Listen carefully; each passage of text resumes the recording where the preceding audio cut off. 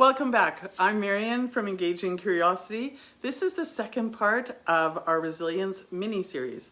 I want us to slow down and rethink what resilience in the classroom actually is.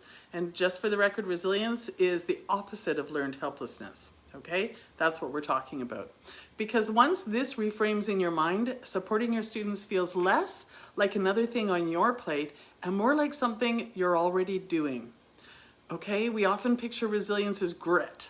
Push through, tough it out, don't let anything get to you. But that's actually not resilience. That's masking. Real resilience is much kinder than that. It's a child saying, okay, that was hard, but I can try that again, even if their heart is racing.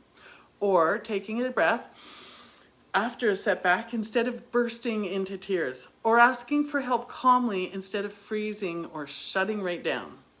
So here's the piece for you that's worth reflecting on. A lot of so-called challenging behaviors are actually signs of a child who hasn't yet learned how to recover from something hard. Nobody's taught them that yet. We can't take care of everything at home, but we can take care of some things in the classroom. Well, we can't take care of anything at home, but you get my point. A meltdown isn't necessarily defiance. It can be overwhelm. A student who refuses a task isn't necessarily lazy. They're avoiding the feeling of failure. A child who asks, "Is this right?" 20 times in a row isn't seeking approval. They're seeking safety. So when we understand these are responses shifts, instead of thinking, why can't they handle this? We think, oh, what support will help them to recover? And the beautiful thing is that resilience isn't built in intense, dramatic moments. It's built through tiny, compassionate, consistent interactions. A calm tone, a predictable routine, a moment of eye contact that says, you're okay, I'm right here. So I want to invite you to reflect on your own practice for a moment. Think of one student who feels fragile to you when you see them.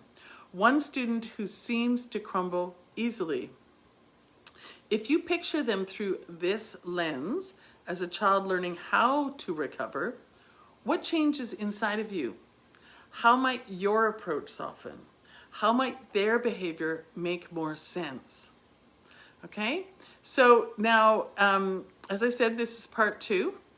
And in part 3, we're going to take this reflection and connect it to the practical routines, relationships, and small daily habits that build resilience without adding more work to your day.